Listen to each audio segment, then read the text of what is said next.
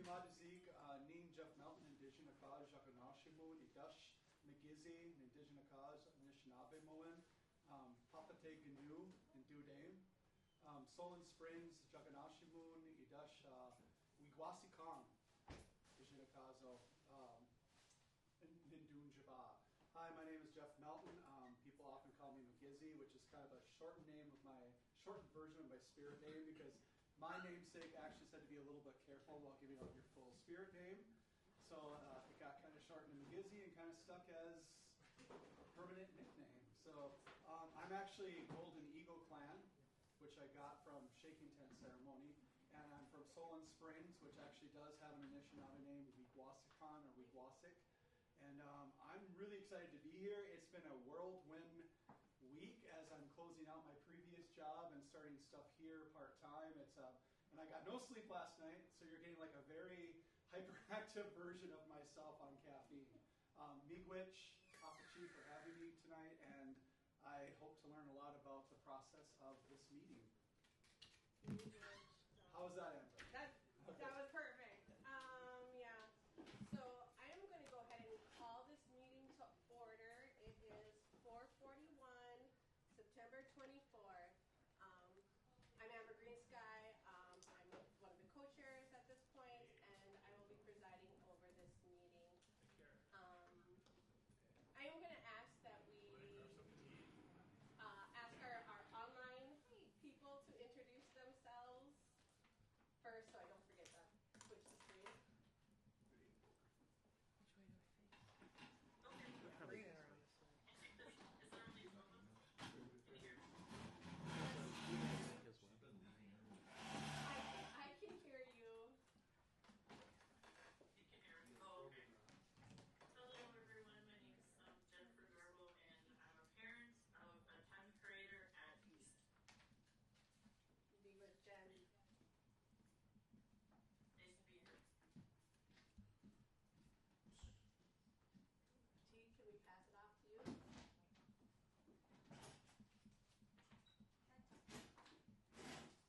T, if you can hear me, your mic is off.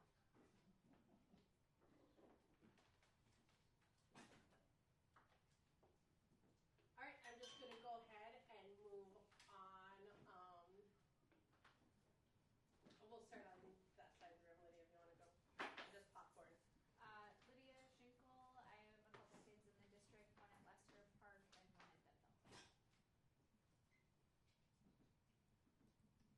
Hi, I'm Danielle. I have an 11th grader, a senior, and a 3rd grader, and a 1st grader at Lowell. Which Danielle?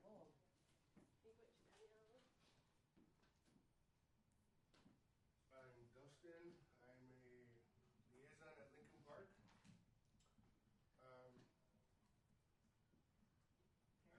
I'm a parent also, 11th grader, 6th grader. Grandpa. Papa. Bus driver. Jack of all trades. And I know this girl. Jamie Dela Cruz. I am a liaison in the district. I have grandchildren here, and I also have an 11th grader and 6th grader. Don Melton, the Johnson O'Malley Chair. I have 2 children in the district and 2 grandchildren in the district. I'm a Bogai, and I'm a student here at Bethel.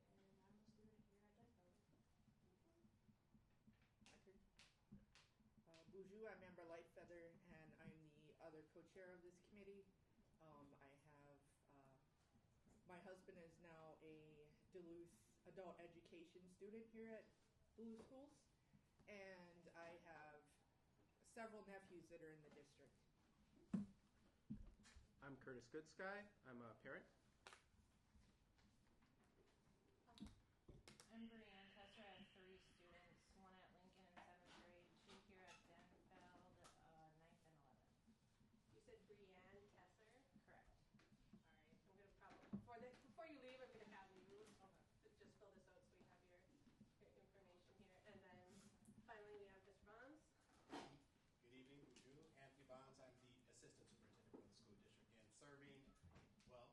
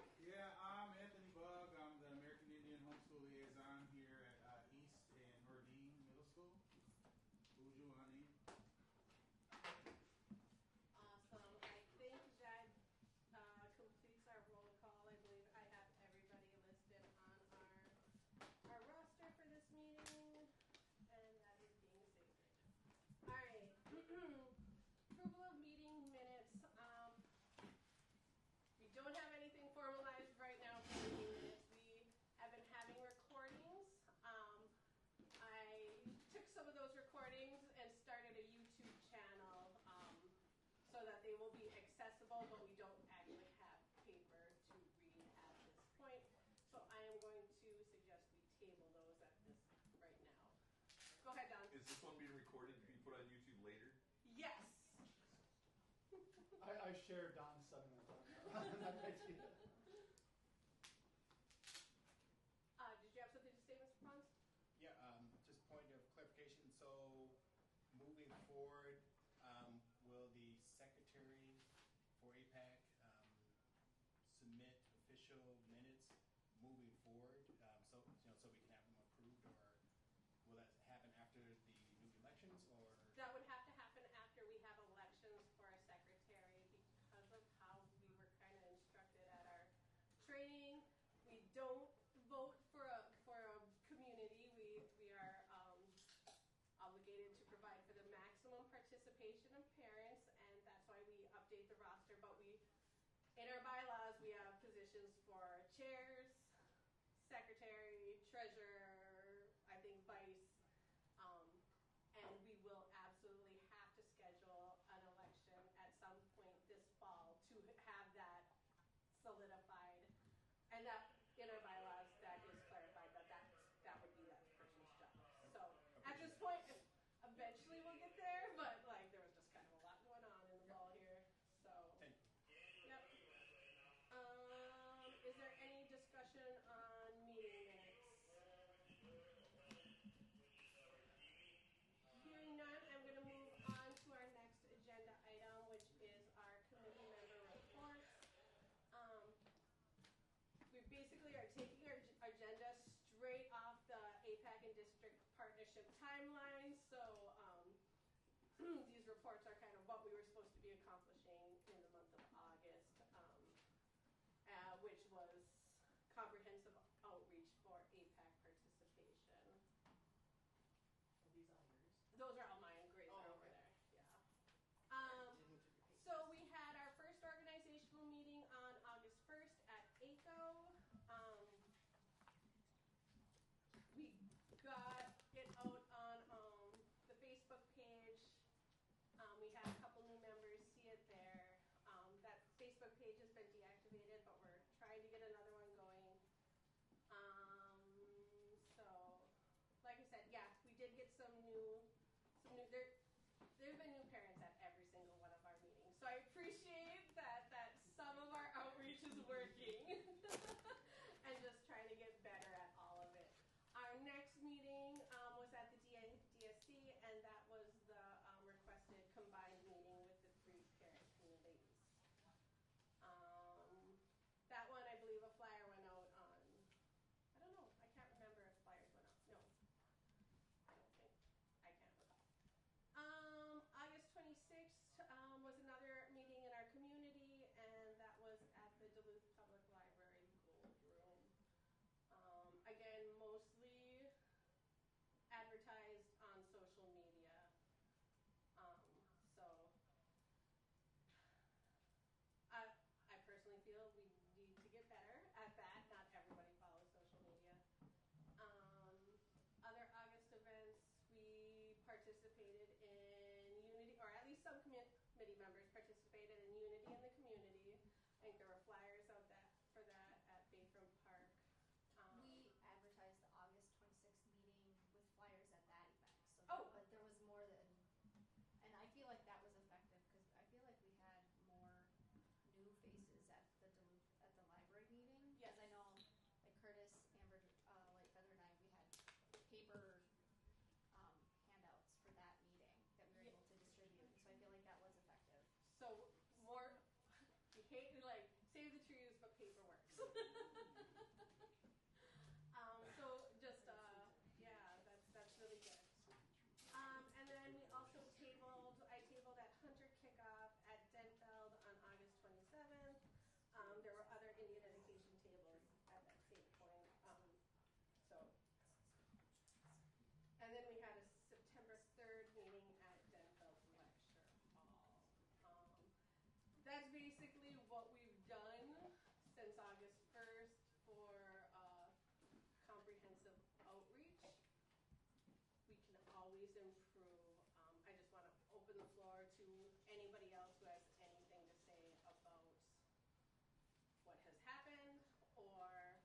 improvements to be made On outreach? on outreach? Oh. Go ahead. I feel like I'm seeing a lot more. So like I am a social media person, and like I have Parent Square. I know not everybody does, but I feel like I've seen a lot of advertising through Parent Square, which is like the app that directly goes to parents. So I feel like that's been effective. I've been getting those, and I think it's Gray who posts those, where it's like she sends it out a week and then like the day of, so there's more like frequent reminders in that respect. So I feel like the Parent Square has been effective for me. Like I'm receiving those, and that I feel like that's effective. So I would request that we continue to use the Parent Square as a form of notification and outreach. Awesome. I agree with that. Any other comments? Go ahead. In addition, I just shared a report. I asked Gray to put together a report, and so thank you, Gray, for doing that. It lists some of the things that have already been discussed, including the items you mentioned earlier. So this report will identify all of our ongoing outreach efforts to date, in addition to things that probably are not listed. So you mentioned already the Union Community tabling event that the office also held in partnership or in conjunction with or alongside with AIPAC and other family, AIPAC title and JOM. And then, of course, there's the Hunter Kickoff and other information. I'll read it to you, but this report will detail some of the efforts that we've been doing to engage in outreach efforts. Just wanted to provide that. Hello, testing. Yeah. Paper copy of the agenda. That's the outreach. So you gave her paper copy. If we could put this link into our agenda, that would be great. So when people aren't here, they can refer back to it. That would be super helpful. I have one question. All right.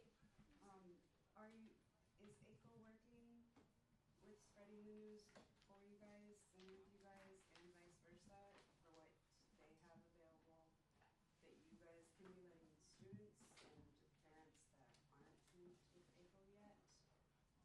What's going on in the community? Yes. Again, it's kind of contingent on getting them that information. I know I've personally just dropped off printed things to put up at the front desk. And then Them having their social media though they've does have got a huge reach, huh? yeah.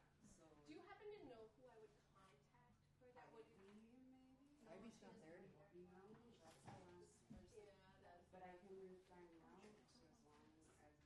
We can just talk to Jordan. I'm sure Jordan Just will talk tell to us. Jordan, yeah, and just make sure we get our flyers to him. And then I would probably like to see stuff posted in school, drum circle. Yes, Stuff that's going on there. maybe they can, kids here that don't know where to go. Yeah, Yeah. Agreed. And just let them know. okay. So stronger partnership with ACO. I think so. I think that's really valid. Go ahead, Doug. So, some of my neighbors have small children, and they claim that they would be more willing to participate if daycare was provided. We've talked about that too.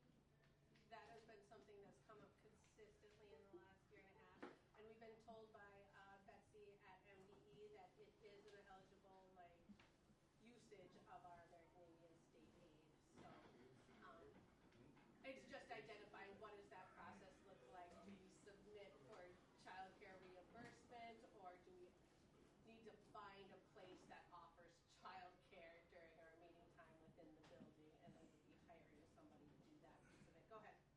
I know some of the ideas that we've talked about before, and like in the past, something we've done is like if there's parents or like high school students who are maybe taking like early childhood education classes, or like utilizing some of our older students with the younger students, as connecting those like different grades and providing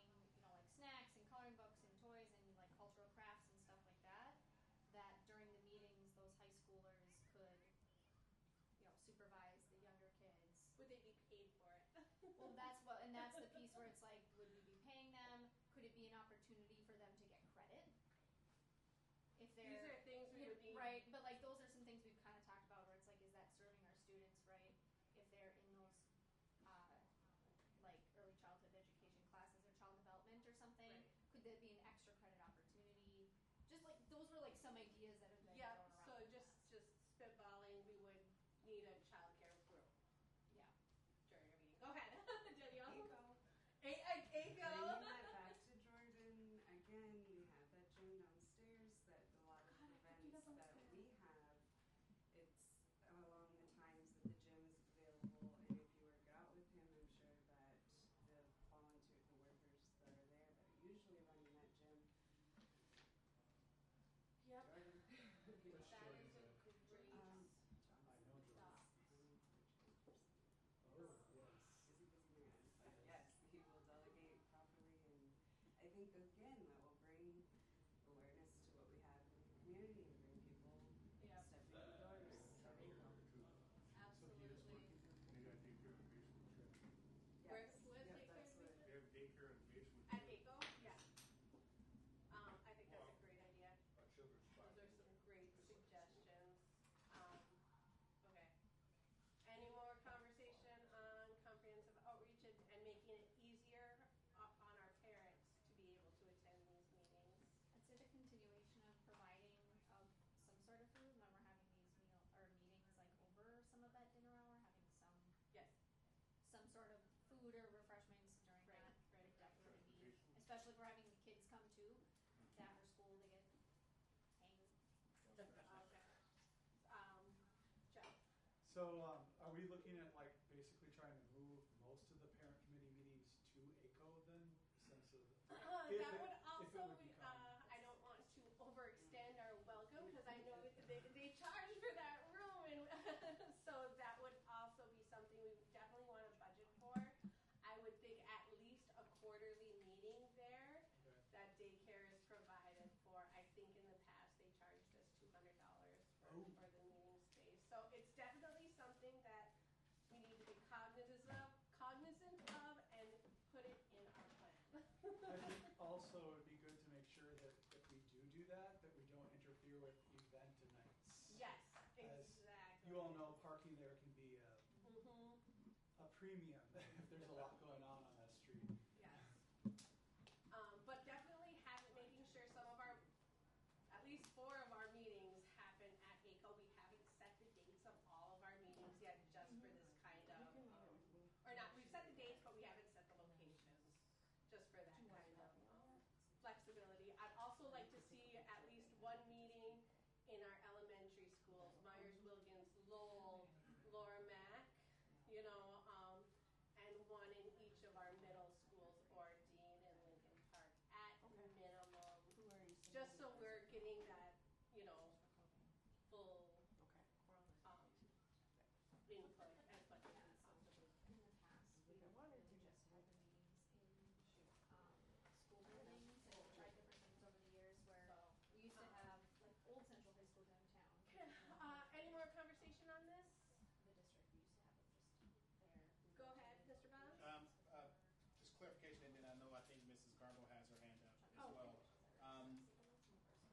So future meetings, I know all this dates have been determined, but not locations, right? Right. And so is that something that AIPAC leadership will work with the American Indian Coordinator on determining locations and looking for the possibility of having childcare provided? And I think sometimes childcare, I know people aren't overthinking it, but we can get another, let's say if the meeting is here, there can be a request to have another meeting right next door, as long as you have a couple high school age kids and at least one adult in there to supervise them as they supervise the young ones. That's pretty easy. And if families would just make an effort to even just say, hey, I'm bringing a child with me, or so that we can really be planful for providing that child care. So there's ways to just pull it off, whether it's here or at ACO, but I think just that collaboration with Jeff could make those things happen. Yeah, take them outside. Especially while there's no snow on the ground. Where did it go? Can we move to Jen Garbo?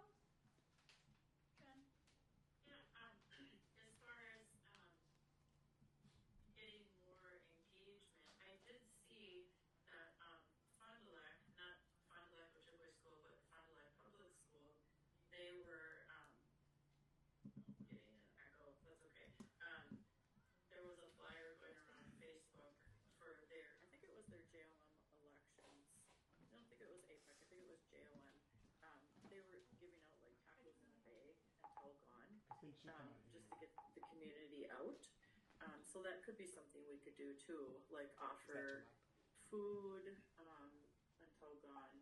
That might be something. And then I also wanted to just say Stephanie and Brenda have also joined us online too. So. Thank you, Jen. I'll get them added to our. I will be back in the room in just a couple of minutes.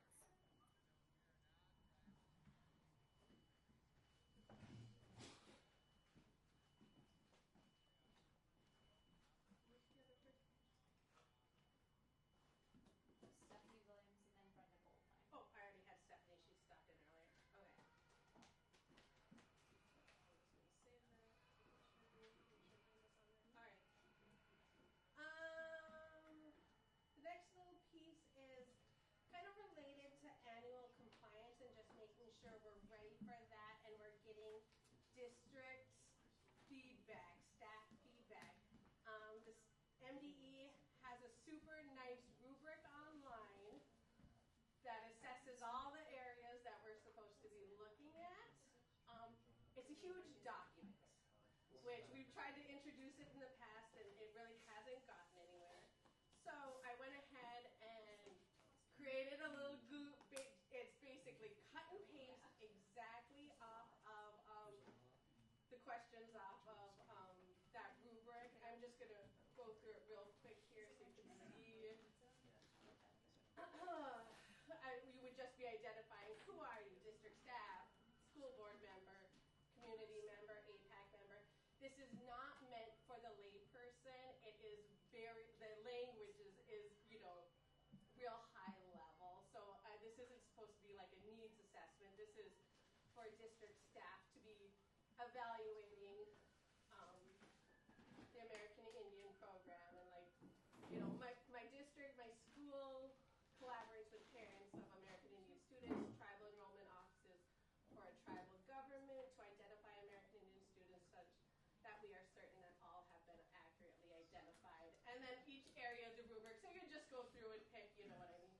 Pick one, submit it, and all that feedback would go back to me, and then we can use that district staff feedback when we're talking annual compliance and where we're at with all of that. So I did bring a QR code. If anybody wants the link, it can be filled out as many times as possible. I would like to get it sent to you, Mr. Bonds, Mr. Tuskin, so it can be distributed among staff.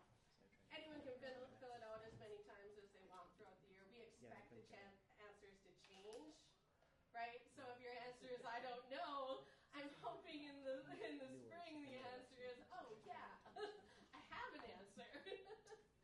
So this I think there's approximately 33 questions, and they're just organized into the sections on that assessment rubric.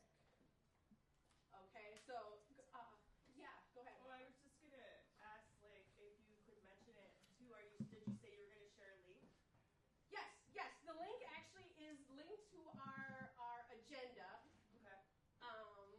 I just got it done today, so it's not on the printed agenda that Gray just gave us. But if you go on our Facebook page, or if you go on, we had sent that to get linked on the ISD 7. Let me just go there and make sure it works. I'll show you right where to go. Because I was gonna say make sure Stephanie gets it, so she can make sure the school board takes it also. Yep, ISD 709, Duluth Public Schools.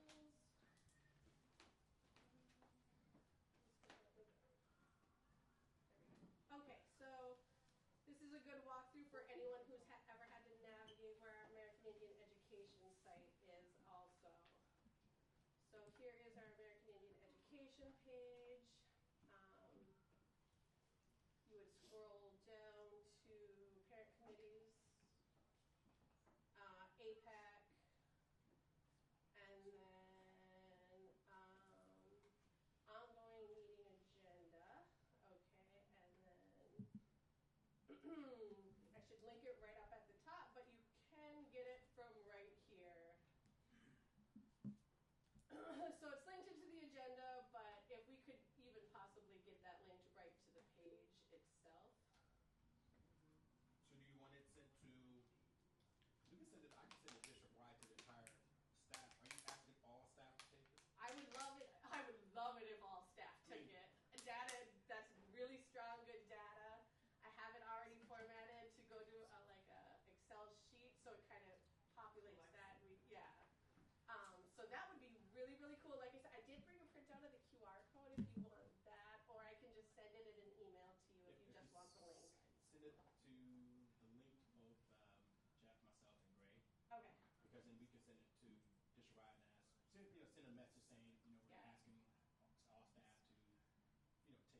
Yep.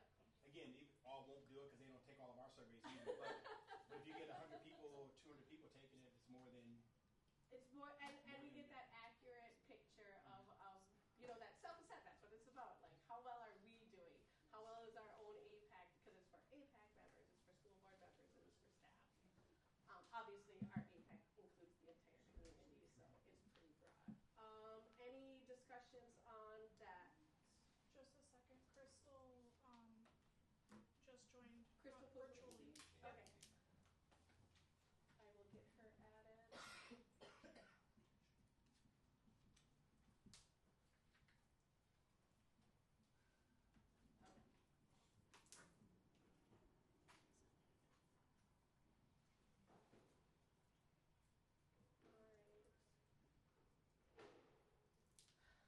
Next on the agenda is to review publicly available MCA data.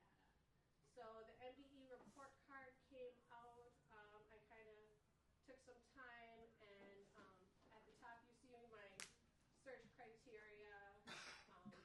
This is looking at MCAs, all students tested, all standards, all grades math.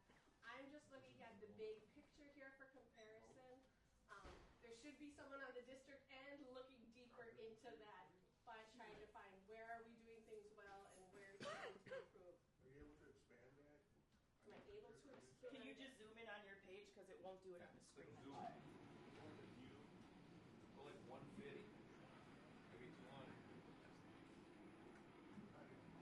Okay, is that better?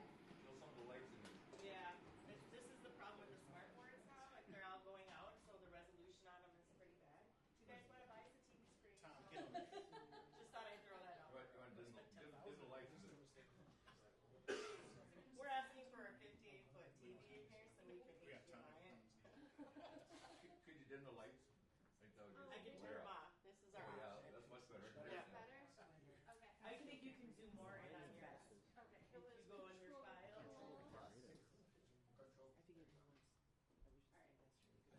We'll just keep it. We'll keep it as big as we can. Is that better? Yeah, absolutely. All right, awesome. Because we only really need to look at one little area at a time.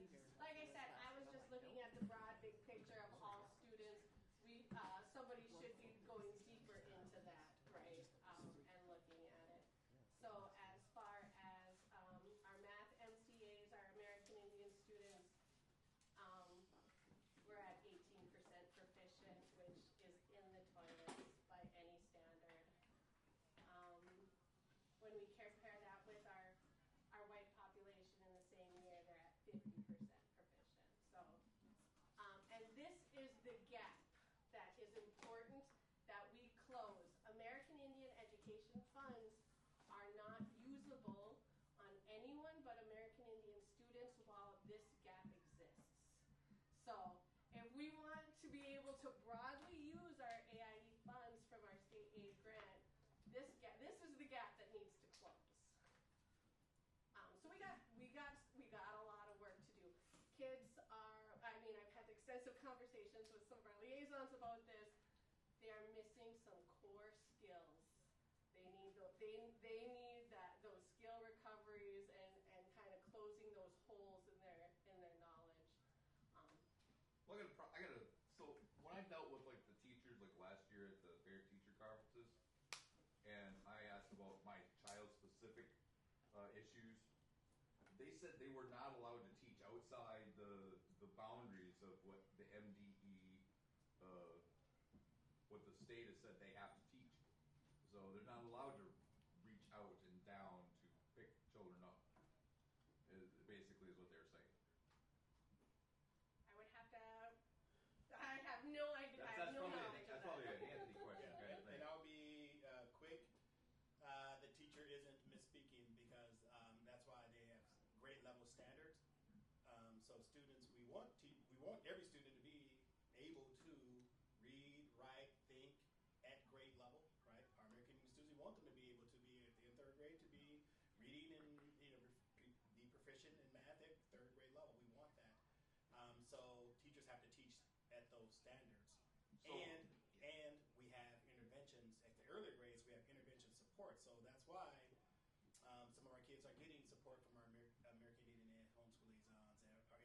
specialists, or they're getting put out for reading or math interventions. So kids who need more up or mostly down help receiving tutoring or support. So here's what I'm saying. Here's what I'm saying. Now I have my child has got an IEP. They're in special education, but they're also scheduled to take these regular classes. And in the regular classes, their deficiencies are very noticeable, and you know what they are. The teacher would love to help, but isn't allowed to. And is there a fix for that gap that is very specific for a lot of children?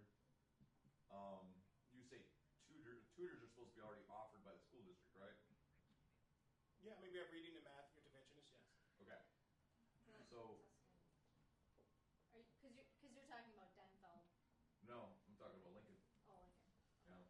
So I think the key word, if I'm getting you, Don, is differentiation, right? Like teachers can differentiate using a standard, right? Like when they teach whatever they teach, they can still differentiate it. My experience as a teacher here. Well, I'm not necessarily saying that we have to, that the teacher needs to go outside their lines, because that's what it isn't outside. What I'm saying is, maybe not. I'm saying, is there a way for is there another tool that we can use with the American Indian Education Funds to fill those gaps for our students outside of the other things that we're doing already? Because obviously those things are already in place for a lot of students, and yet they're still not quite getting there. So what other tools should we be spending our money on?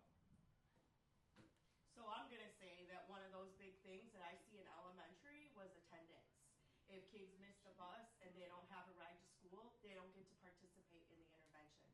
They could be in all the reading core and math core, but if their attendance is not there, or if they're not there enough, then they're not necessarily included in those groups all the time too. Well, they get dropped. That's one of the reasons the JOM. Yep.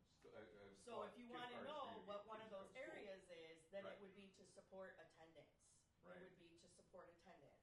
Another one is, like, once they get to the high school, we have this issue a lot.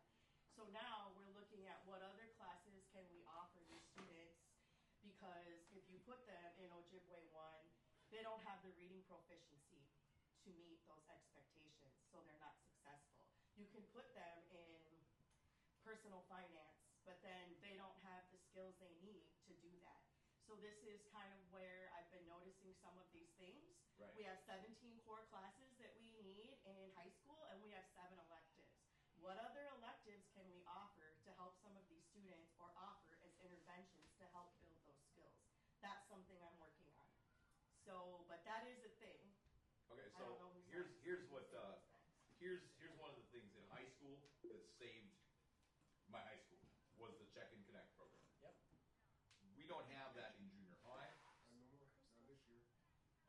Is there any way to take our funds or I don't know, maybe you just change liaisons to do it? I don't know. Or to hire more people to be this person who comes in and is this connection. Lydia's next. And there's also, one second, just so you're aware that someone online has been waiting for. I was waiting for mine. Right, somebody online. I just want to make sure that in terms of calling on people, I don't want to overstep. Nope, that is just fine. I think Don's, let's go to our online person. Crystal? So, okay, if I'm understanding correctly, you're just saying that unless our students are attending school, like their attendance isn't good, that they're not getting the help that they need, or am I wrong? Like if there's sometimes, yep. Yeah, if there's if like they're not here and that intervention meets on Tuesday and they're not here Tuesday, then they didn't get that session. Well, I can answer you directly to this. There is a huge gap in attendance in middle school for Native American students in this district. So that is definitely at least a 50% part of the problem. But there is another 50% part of the problem, I believe, too. It's not that if you don't come to school, they won't give you the intervention. It's if you're not here to receive it. Okay. Then it's like like they're saying, like if we have a study group and the child's not in school when that study group occurs, they can't get that support. The school's not gonna withhold the services because of attendance. If you're not here, you can't receive the help. That's what I'm understanding. Right, because you're not in class. And sometimes it's not even about the intervention loss, it's about the learning loss when they're just normally not here. Some of the basic skills we're talking about, and not just within the American Indian community, like we have high absenteeism across a number of student groups. Right. Sometimes the accumulation of that is the learning gaps are so big, they're de-incentivized to go to class because they can't read very well. They don't want to get called out. They don't want to be embarrassed. So then they turn into kids that avoid class, they're in the hallway, etc. So some of it's just the accumulated learning loss, regardless of the intervention. And then you compound that because now you're not getting the intervention. And again, this cuts across a bunch of demographics. It's way more acute sometimes with American Indians and African American kids, but that they literally don't feel like they can go. Well, they wouldn't even walk through the door. I've seen the data. It is severely acute for Native American students between the grades of 4 and 8. Don, I'm going to interrupt you for a second, and I think Lydia was next, and then we have Sorry. Crystal Good. online.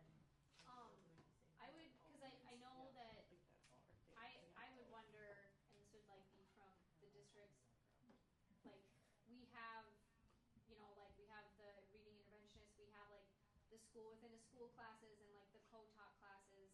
I know school within a school is at Lincoln and Denfeld, and I know co-taught's at Denfeld. I'm not sure what's available at other schools, but I wonder like how much are our students being identified for like those co-taught classes and the school within school, because I've seen students be in a regular classroom, not have a learning, like they don't qualify for special education, learning disability, but a classroom with like 30 other kids is just too much. There's too much noise, there's too many people, they're not getting the services they need. They get put into a co-taught class and they're doing phenomenal. So I'm wondering like how much are our students being identified for those? They're not special education, it's not, those interventionists, and it's kind of getting creative of finding programs that work for students. I don't know the availability, like I've seen it be successful for other kids. SWS classes that Lydia is referring to are school within a school, right? Mm-hmm. Those are through ALC, or the Area Learning Center. They're available at Lincoln, Denfeld, Ordine, and East High School. Okay. They're capped at 18. For the most part, the curriculum is simply taught to a smaller group, but ALC did some pretty substantial investing this summer to create Canvas modules that can now be used to help kids recover credit. They can be used in SWS classes. So I think there's some changes happening to SWS, but it is available to kids in all the secondary schools. Regarding co-taught classes, here's what we typically find with co-taught classes. They are such a popular intervention for people. We have students that require team taught classes on their IEP, but then we also end up with students that it doesn't call for a team taught class, even if they have an IEP, and they end up in there anyway, because oftentimes guess what their case manager's doing. Like, it doesn't say this in the IEP, and it's still a great intervention. And so what we've seen happen is that some of the team taught classes end up with a really disproportionately high number of kids on IEPs in them, and then therefore it reduces the impact of the intervention, because instead of having, say, 8 to 32 ratio of kids on an IEP to general ed kids, you now end up with 7, 18, 19 kids, and it becomes too much for the teacher and or para if they're in there to serve all of them. And we saw that pretty acutely in one of our science classes last year. But it is a highly popular, highly desired. If we could get some data on what interventions are occurring that our Indian students are part of. Are they part of these SWS and co-taught classes? And just to make sure that they are receiving those interventions. Yes, that would be great. Yep, So because we if have we that can get data. Crystal, and then we're going to kind of move on to the next section. So I'm just wondering, like our kids that are in elementary at Lowell right now, they are immersion program. They speak only Ojibwe, and that's only till 5th grade. So what happens with our kids after 5th grade when they go into the 6th grade and they have only English classes and our children aren't being taught English, not writing, not reading, not nothing?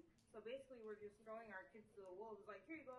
Now you're in straight English classes, and you don't know, you don't have that education behind you for English, just in Ojibwe. So part of what happens there is that when they start in 3rd grade, they start to work with a reading interventionist in English. But because of the immersion setting, you are agreeing that by sending, your students being there, that they're not going to have English interventions. They do work with the para, part of the para's responsibility. I'm not sure, because there's only one there, if it's always done with fidelity or what that looks like now. I haven't been there in a year. But that person was supposed to be providing interventions to them to support them in Ojibwe. So they are supposed to be getting them. That's what the language immersion para is there for. And then when they're in 3rd grade, they start taking English language interventions. So that's supposed to support them from 3rd to 5th. Are they still low sometimes when they get to 6? Yes, because they don't necessarily, and I can speak because my son had this experience. He was flagged on being at risk, but he also didn't study English for the first 3 years. So now that he's in 6th grade, he's not as at risk because now he's starting to get acclimated to English, studying in English, reading in English. So, but that's the way that's set up. Okay.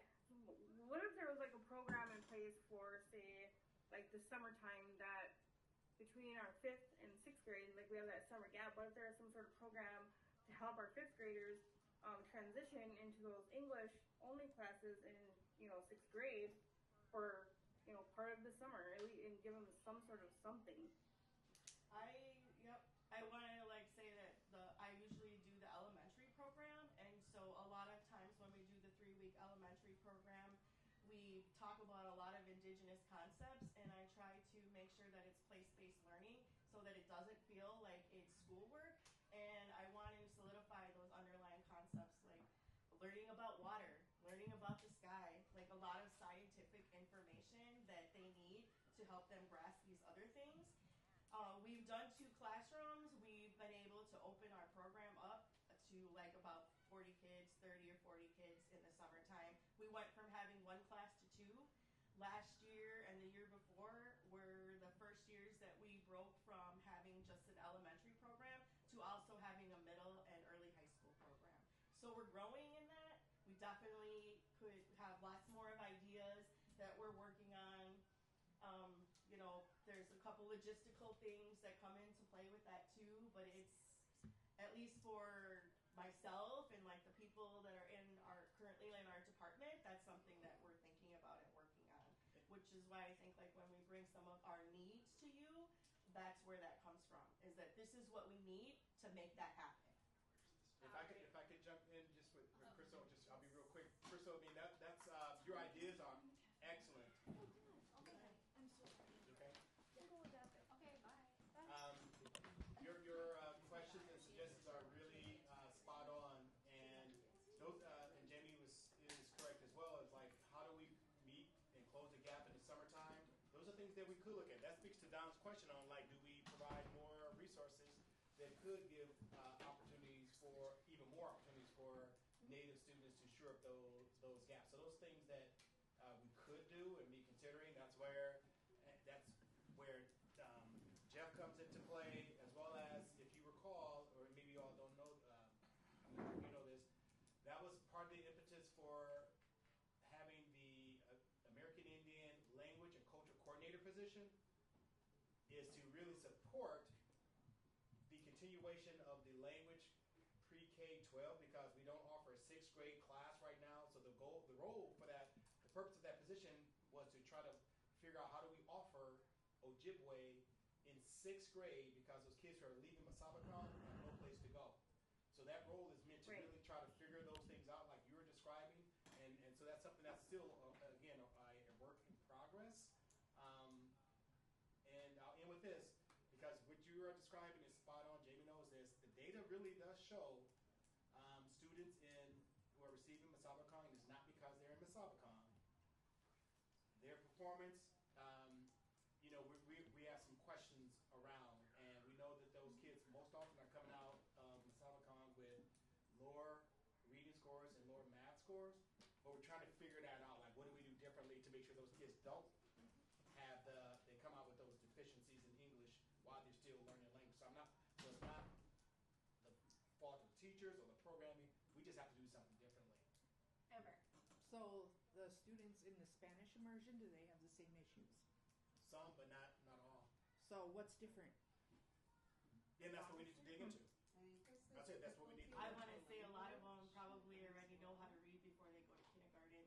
Other places where they do immersion programs or they do magnet schools, a lot of times there's a criteria before you enter, and one of them would be able to read a little proficient in English or at least know your alphabet. None of those kids are assessed for any of that when they go to school there. So part of why I was comfortable sending my child there is because when he came out of preschool, he already knew his alphabet, he already knew his numbers, he knew how to write his name, so he went into kindergarten with a lot of this readiness.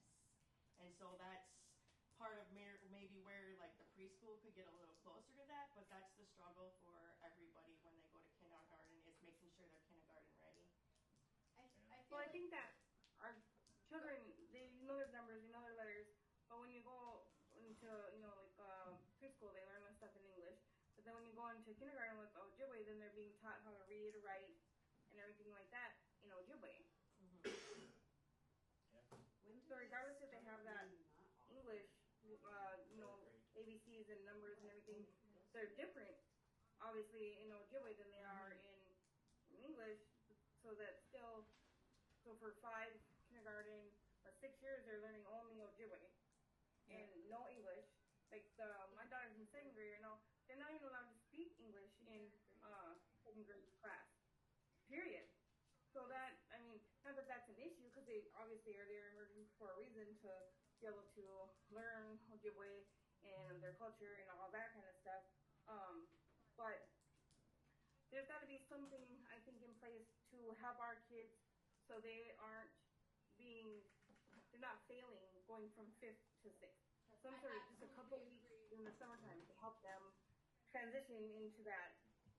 And there is a definite avenue for that I think a language coordinator could facilitate, because when we're assessing Ojibwe language immersion students, their assessments should be in Ojibwe, correct?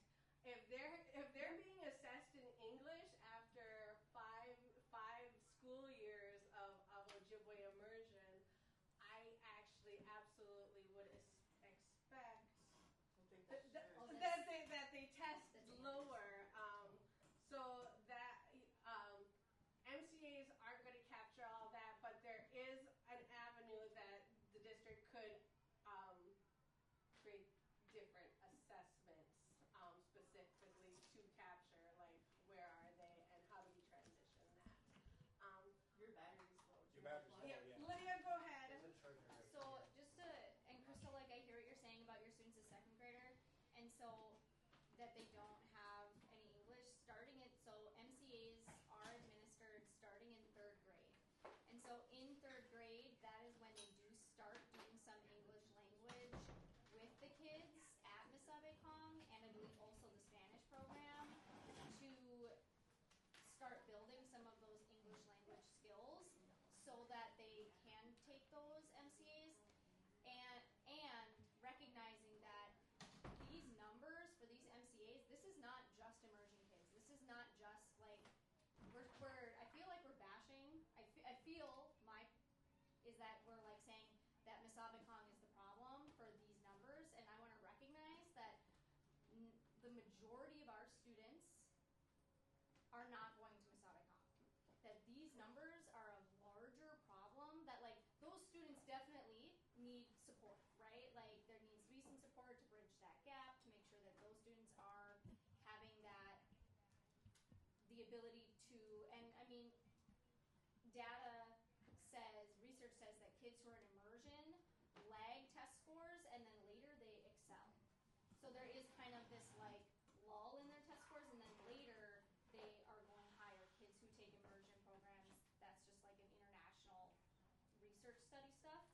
But when we're looking at how 18% of our American Indian students meet or exceed their math scores on their MCAs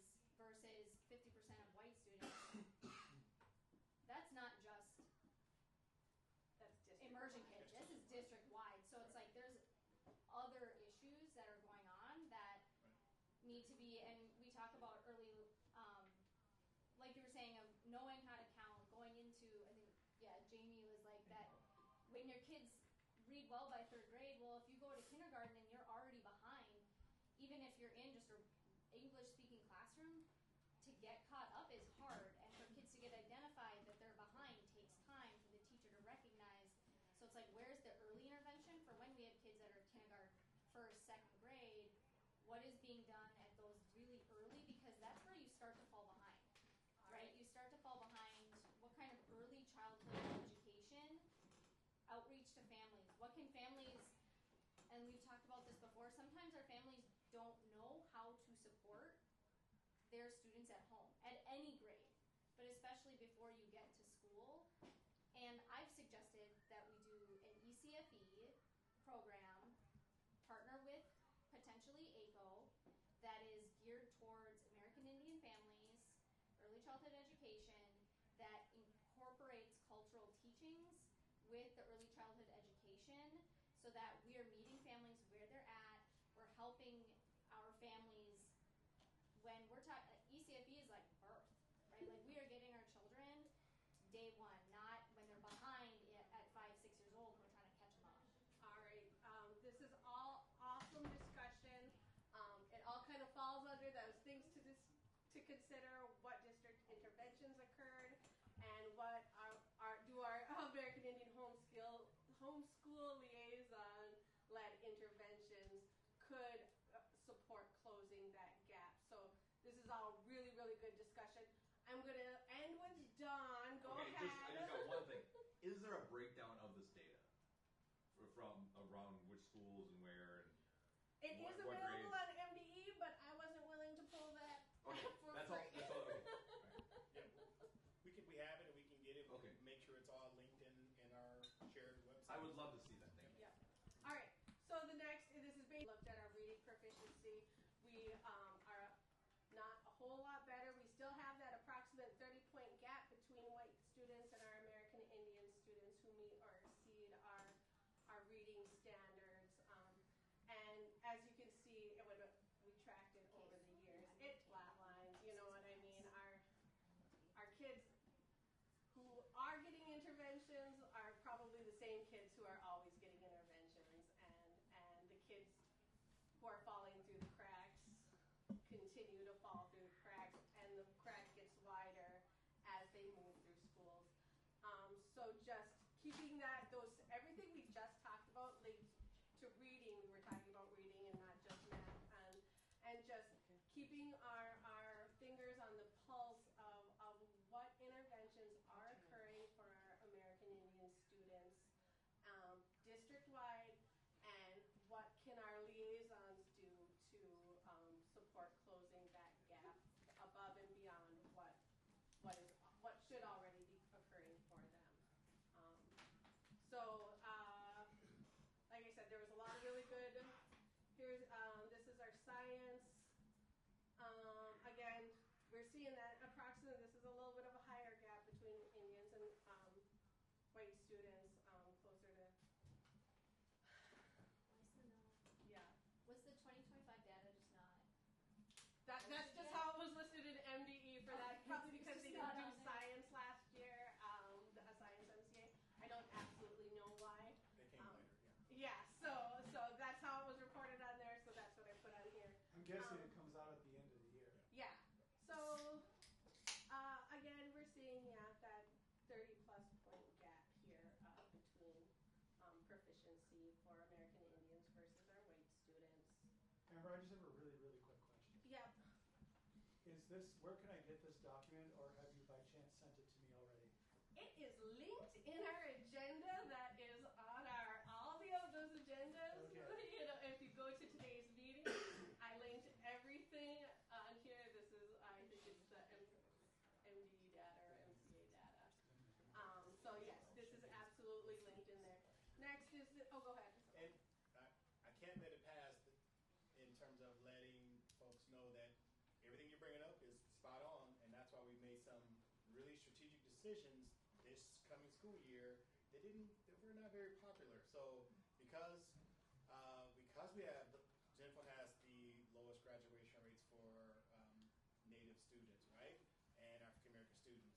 One of the best strategies that we know exists is check and connect. So I made purposeful decision to add more Check and Connect mentors here at Denville. So they have 6 Check and Connect mentors. So students who need additional support, who are Native, Black, and white students too, who need that support, but it's meant specifically for American Indian students and Native American students because that's where the largest gap. So they just say that's where the largest gap exists. That's why they support it here. So to Don's question though, middle school, we have not that we have resources into I think Lydia shared as well.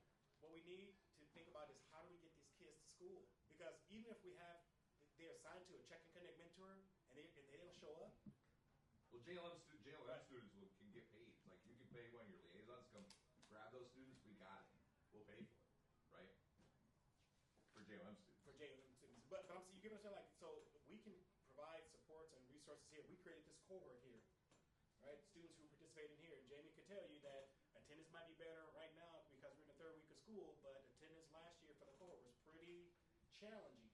So even when you create resources and spaces that are for Native students, we have to find a way to get these Native students in school.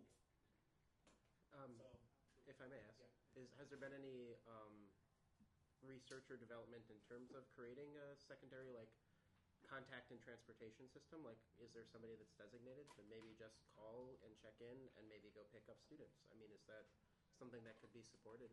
That was part of our concurrence, non-concurrence recommendation. Has a program like that. So I know some incentive that is offered to students that are involved in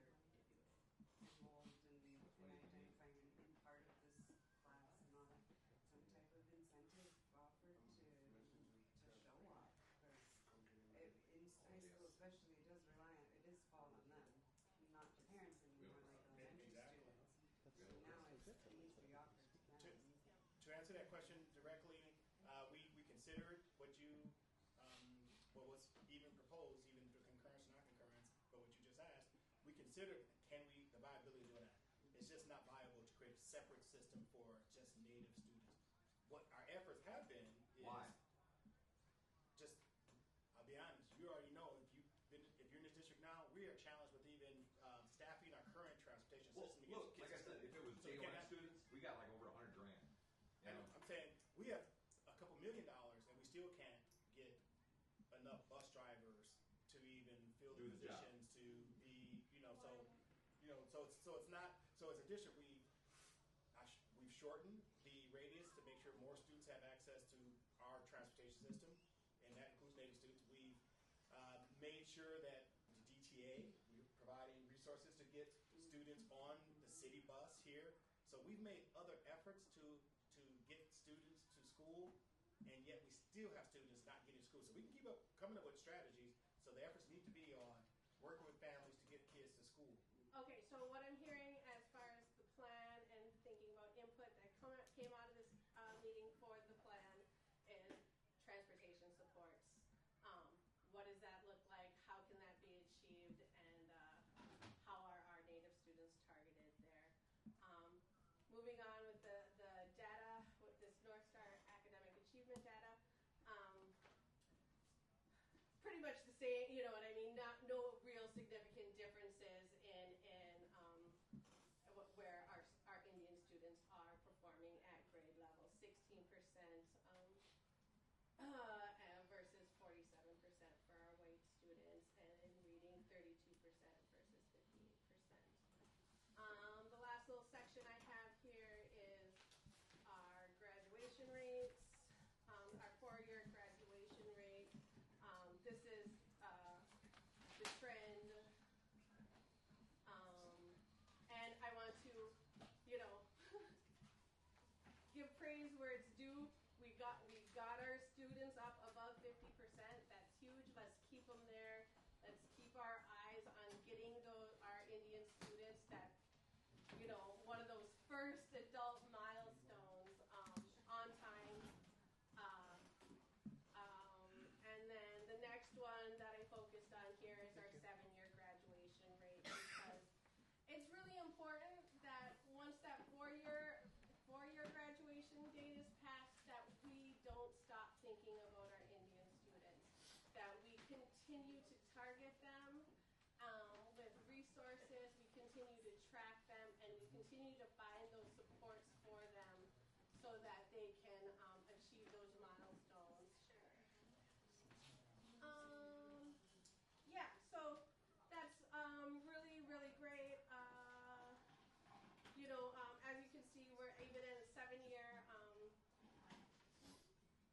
we could do better in making sure that we are, so obviously it can't be as parents, but somebody is keeping their eyes on that group of students too.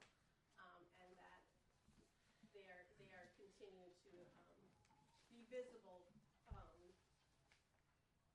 in this community and as important. I assume what just got passed out is the achievement data available through the district. Right. This looks like pretty much the same thing we got in May.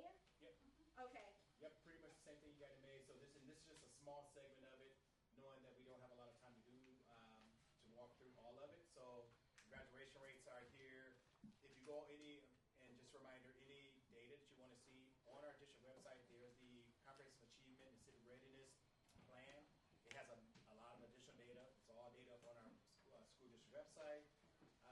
You also flip through real quick. You have, if you want to look at OSS data, that means in-school suspension, out-of-school suspension. You can take a look at that. And we made sure this is for American Indian students. So this is all related to American Indian students. So you can see specifically, again, students who are suspended, receiving in-school and out-of-school suspensions. All right, I'm going to just, we've got the paperwork, the same stuff we got last spring, so if we could get this linked, anything like this linked into our agenda so that anyone could go back and look at it, that would be awesome. As moving on to old business, because I'm wrapping this up by 6 o'clock, our American Indian Education Aid application was due June 1st and was not submitted. I think in June, at our last meeting, we were kind of told an October 1st date that it would be submitted. I don't believe that's feasible. This is where we need to hear from you all and how do we prevent further delays because there's $417,000 at stake here. Right, and we are fully aware of the transition and the movement of the date.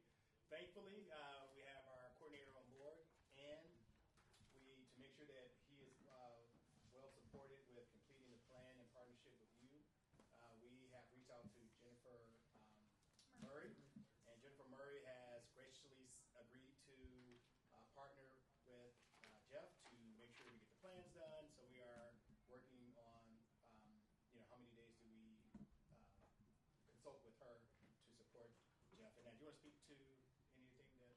Absolutely. So I have been, obviously I'm new to all of these reports.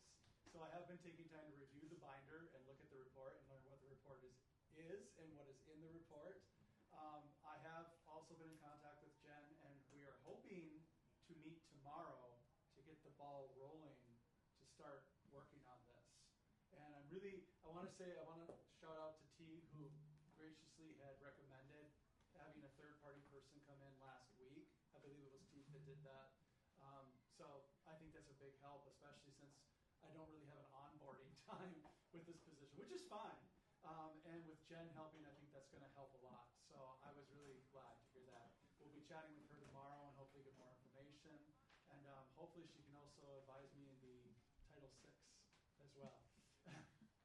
We do have another meeting scheduled October 1st. That will be our next regular scheduled meeting, and that's just next week. I guess any additional meetings that you want or need, I am going to expect that to come from your direction to us, and let us know when and where to be. Okay? Is that October 1st meeting here? Yes, it is here in Same the place, same room, yeah. Same visa. Going. Yep, okay. After that, our next regular scheduled meeting is November 5th. But I'm assuming you will want to call people you will want to call us before then. Because as you're aware, I am out of town for 2 weeks in November. Yeah, exactly. And the delays in this plan only harm our Indian students. You know what I mean? That's who ultimately is harmed in this. I'm committed to getting this done as fast as possible. Yeah. Okay, I guess that'll come from you as soon as you know when you are ready to pull us in. Go ahead, Jamie. I was just saying, so we have an extension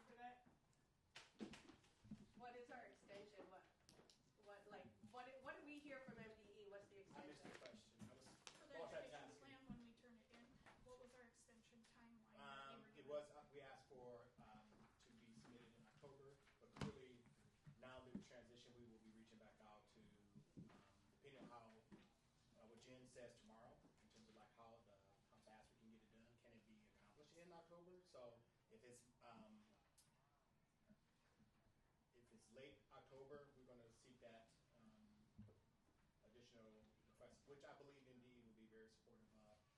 And if miracles can be done and we can meet the deadline, which I think is going to be really tough to do, we would get it done by October 1st. But it's not going. October 1st is not realistic.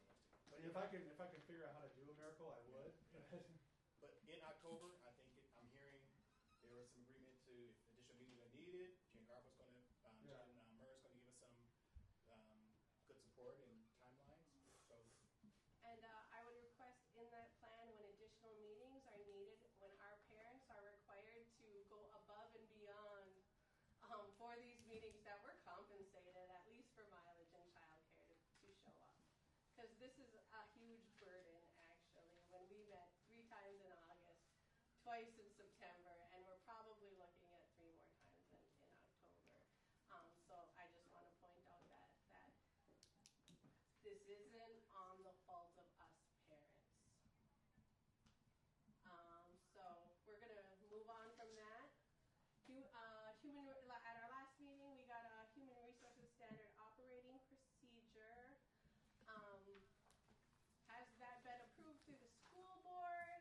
When did that start date happen? I was looking at the website. It looks like we hired a liaison. We weren't pulled in for anything like that.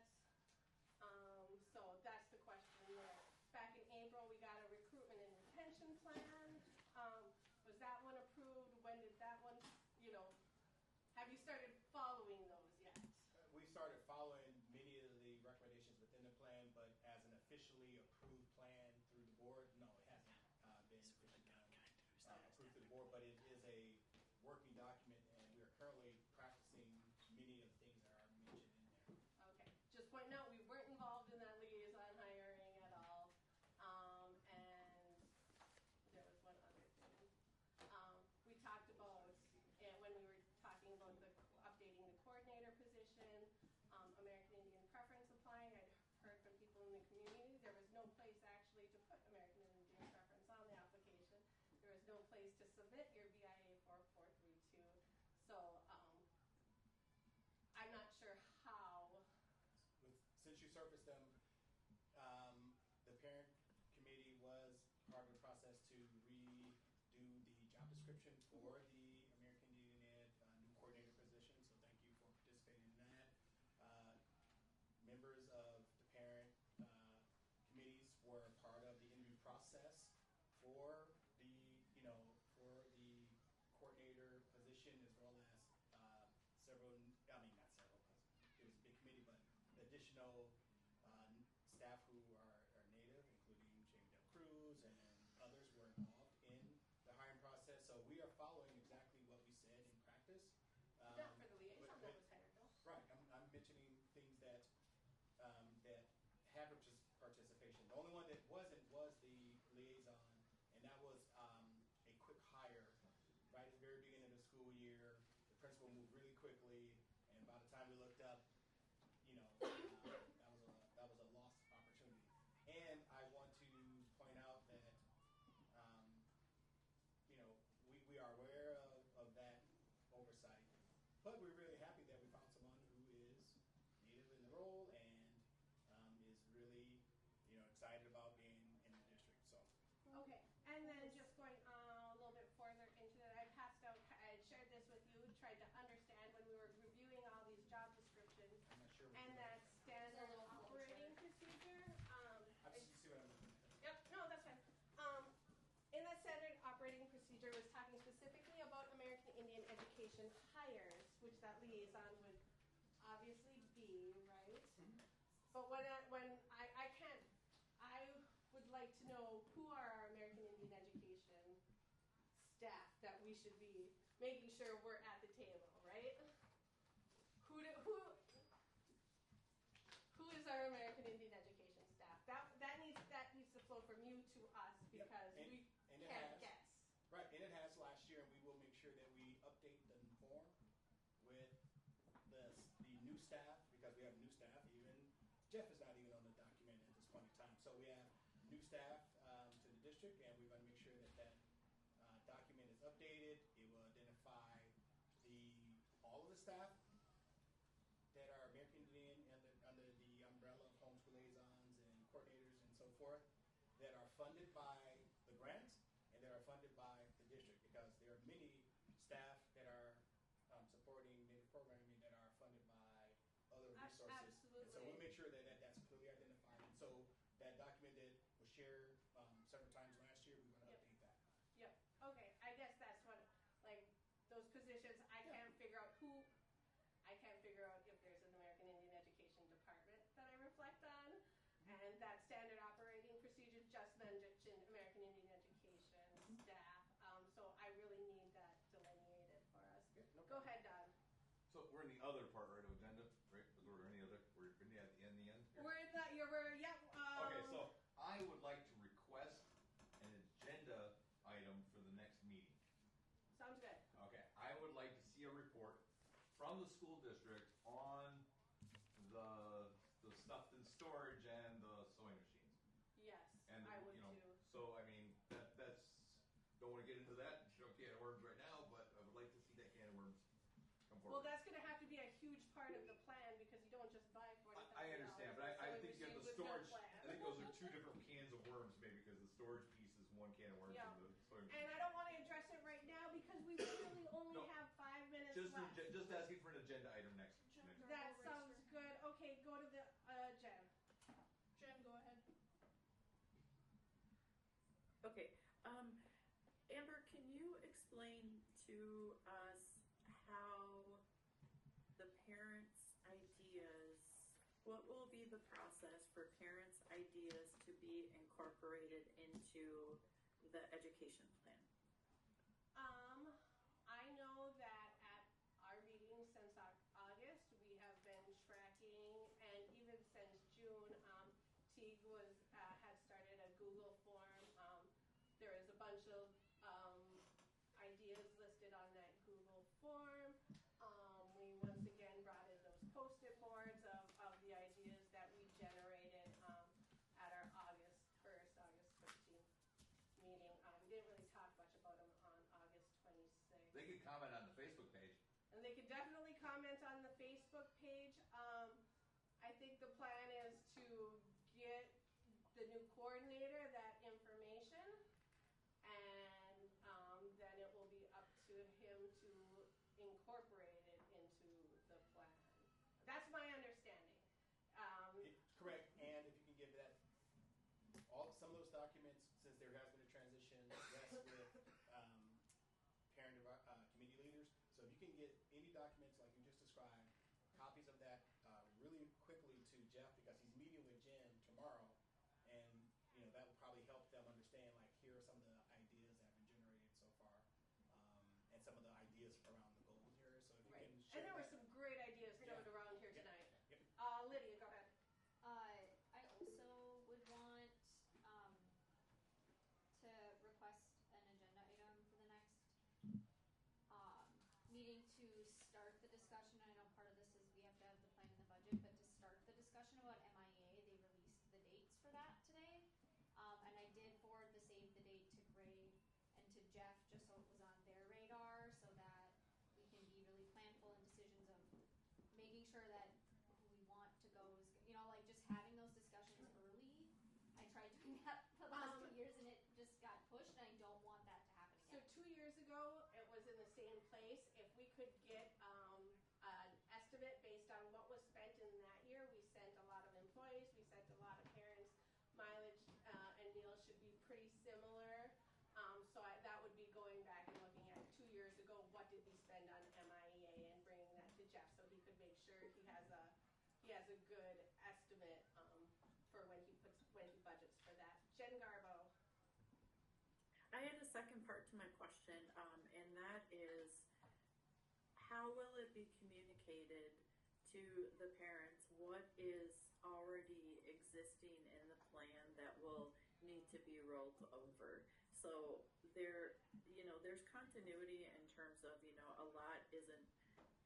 there isn't always what, we all hope that will be accomplished in 1 year. So oftentimes that needs to get rolled over to the next year. So, we continue to work on different issues and things. So, we have to be mindful that we don't set unrealistic expectations that we're adding so much more, because we will have to continue to work on a lot of things. So we don't want to necessarily build it up to something unrealistic. So how can we balance in knowing what is previously in the plan from last year and be able to look at that, and also then to look at, you know, all of these things we've been discussing since June, and incorporate those so that it looks like a reasonable plan and that we can, you know, have some measured outcomes and, you know, set some realistic expectations. And not, you know, I want us to be mindful too that this work isn't the work of the parents and this also isn't the work just of the department, you know, that this is the work, this is the district's work, this is their responsibility. So. Yes, thank you for that, Jen. Actually, I had that flow in department reports. That was a really nice segue. Reviewing data from the last school year's American Indian Education Program Plan, the SMART goals, the budget alignment with plan initiatives. What did we do? What did we say we were going to do? What did we actually do? And what did we actually spend?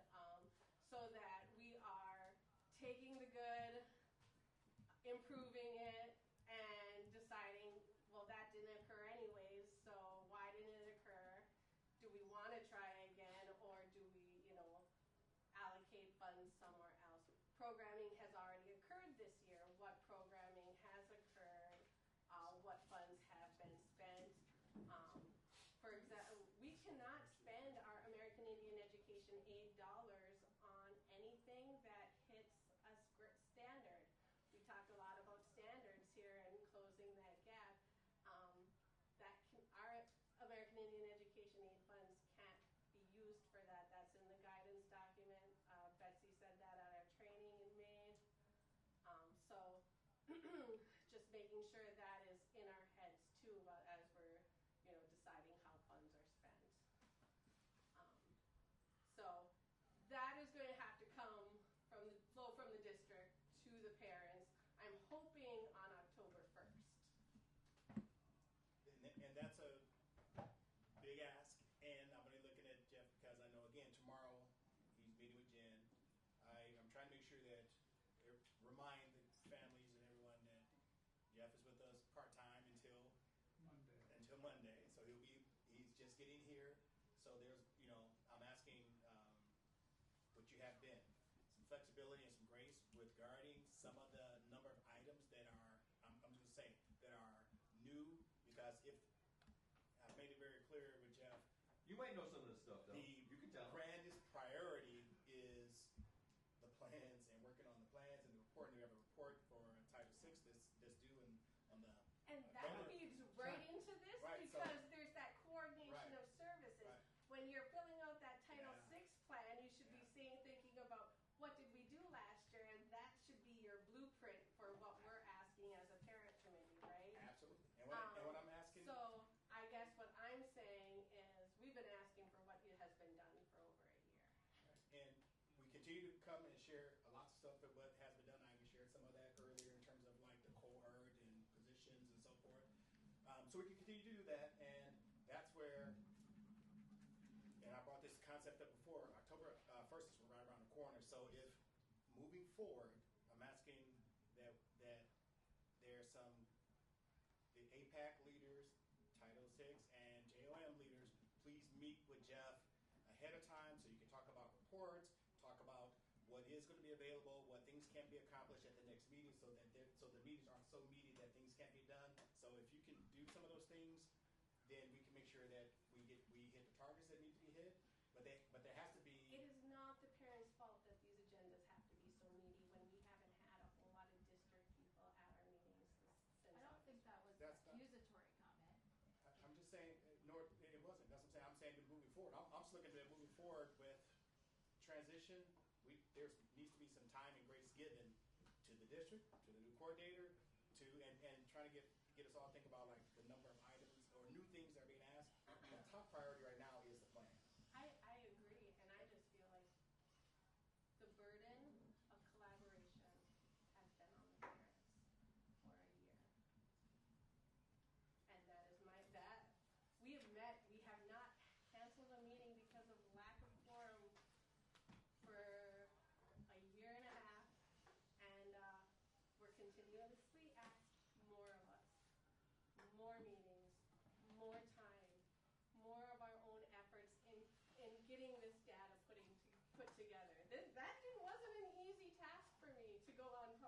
information sources and compile that, right? And I'm not doing anything but following the AIPAC and district timeline agenda, right? You have had that information since last spring, just as I have had. So I'm going to move on from that. The last item on here is a letter of recommendation. At our June meeting, we talked about how we can increase our number of American Indian licensed teachers for American Indian language, culture, and history. I've reached out to TNEC. There was a session at MIEA, and there is a role for AIPAC in providing a letter of recommendation, which could get a person a Tier 1 license to be able to teach some, like we heard, intervention classes, elective type things, and we have got, one of the unfortunate things is Fond du Lac only provides these letters to Fond du Lac band members, which is their prerogative, you know what I mean? Other tribes do the same thing. But we have qualified people in this area who would be quality American Indian language, history, and culture teachers. And we talked about having a subcommittee support that role. So are you saying they have to be a Fond du Lac band member to get that letter on Yes. tribal land? Yes. You have to be a Fond du Lac band member to get that letter from Fond du Lac. Yes. To work here, because the school's on. To get a language, American Indian language, culture, and history license to teach. Here. To teach in Minnesota. Oh, in Minnesota. To teach in the state of Minnesota. And in statute, we're always told we do not have enough American Indian language, culture, and history teachers in the state to meet the needs of our students. No, I think my question was, you couldn't get it from Portage or Boys Ford or. Well, that would, you would have to. You have to ask them their process. And they would say, why are you coming up here? You're in Fond du Lac's land. You should go to them. And Fond du Lac has told us no. Well, this was, I think it'd be a little wider because we're on 1854 land, right? Yeah. But each band as a sovereign nation, can determine what they, like you could go to, let's say somebody is an enrolled member of Grand Portage. And this is treaty, we're on 1854 treaty land. You could ask, hey, Grand Portage, would you be willing to write a letter? And what I'm hearing is they might say, well, but your school is in the Fond du Lac area. Then the response would be, Fond du Lac's policy is that they only provide letters to band members. So if we have band members from not Fond du Lac, that those recommendation letters would have to be sought from elsewhere. Could you reach out to Fond du Lac and see if they change that policy? Yep, and they have it. Here's their policy right here. And what I am suggesting, based on what we talked about in June, that we mirror what they require, except we would have a review board. We have immersion teachers who could, vet a person for language proficiency. So the committee acts like a tribe? Huh? So the committee would act like a tribe. I talked about this with Jen Murray as the TNEC representative, and she said an AIPAC absolutely could provide that letter. It would only be worth a Tier 1 license. Getting it from a tribe goes Tier 3. So it would fulfill one of those requirements. I think to apply, you also need a job offer. So there'd have to be a role for it first, right? Just a letter of recommendation doesn't automatically guarantee. Right, just a letter of recommendation It's a piece that could help. So I am asking for permission to establish something based on the Fond du Lac guides that we got to move forward with providing staff members or American Indian community members. I make a motion to do so. I'll second. All right. All approved? All approved, raise your hand. Dan, 1, you 2, can 3, 4, 5. Everybody gets to vote in AIPAC. And does anyone object? I guess that would be the more important question right here. Is there heard the raise hand question. I don't know if somebody wanted to participate earlier. Crystal was just affirming that she raised her hand. Oh. Oh, awesome. Okay. So it looks like we have unanimous. Go ahead. Yeah. For discussion or just, I encourage Jeff to and AIPAC to have a conversation with the executive director of HR, only because if we're talking about processes and hiring and licensure, that person can give you a lot of insight on state statutes and what's doable and just help with the process. So I just encourage that there's some early conversations and involvement with our HR director. Payroll too, so many payroll. And really, AIPAC's only role would be in providing that letter of recommendation, getting that person's knowledge of either Ojibwe history and culture or kind of Pan-American Indian history or culture, because there are two avenues for licensure. You could go Ojibwe language, history and culture, or you could do American Indian history and culture. So that would kind of be, it would be up to somebody to ask that of us. We want to have a process in place for that ask so that it's streamlined and accessible. So look for that at the next meeting to vote on. I just want an open comment period. We are at 6:11, so if we could keep it down to 4 minutes and get out of here at 6:15, I would appreciate it. For those of you that just came in, I'm the liaison at Lincoln. October 2nd, we're having a family night. Trivia, traditional lacrosse, tacos, everything will be there. And other things too like that. So October 2nd, Thursday, 5 to 7 at Lincoln. Family night. I printed some flyers if anyone I got wants them a all. I copy. already got them. I have a quick question. Sorry, lots of information, processing. What was the gentleman's name who was here at the beginning and announced the football night on Friday? That was J.P. Rehnquist. He was the dental liaison. Okay, and what was the details to that event again? October, so it's October 3rd.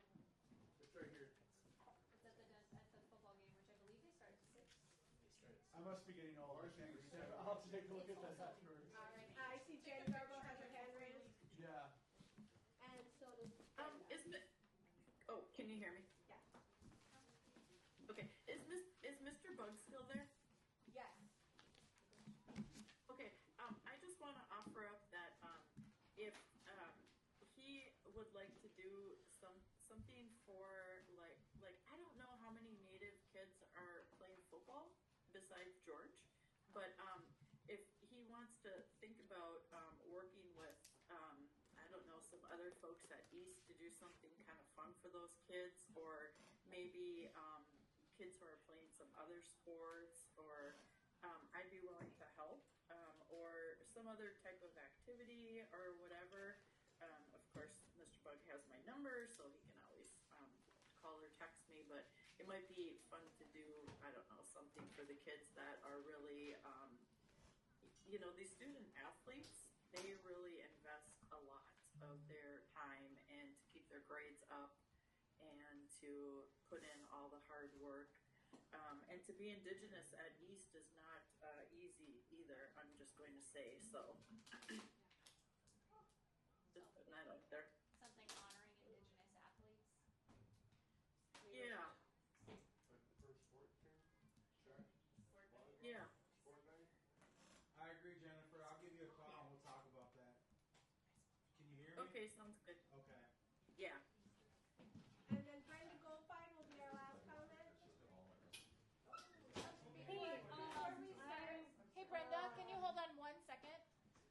Just because I was on the owl like a few minutes ago, and it's really hard to hear when you're online when there's other conversations here, because this picks up like literally every conversation. So I'm sorry. I'm just trying to think of the people online. I was having a hard time hearing when I was just online. So I was just throwing that out there. I appreciate that suggestion. So in the future, try to keep personal conversations to a minimum while the meeting occurs. Is that what I'm hearing? I mean, yes, I'm not trying to police people talking. No,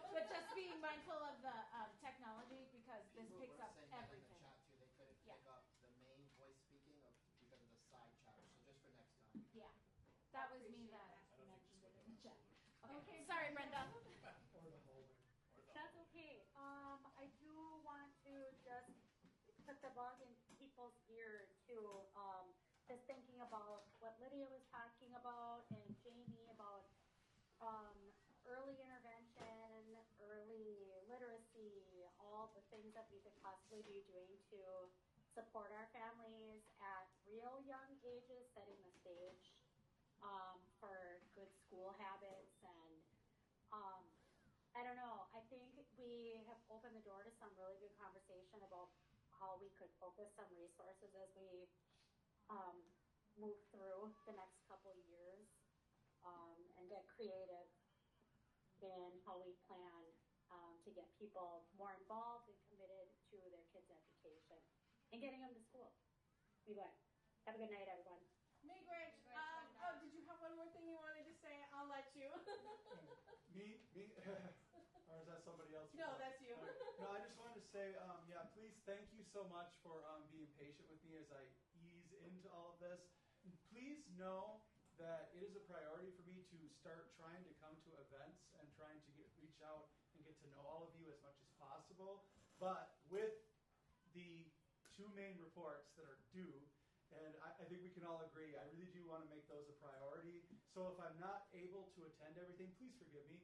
It is definitely on my future radar to try to connect with everybody and come to things as much as possible. I just really want to make sure those reports get rolling. And I know that that is something that everybody else wants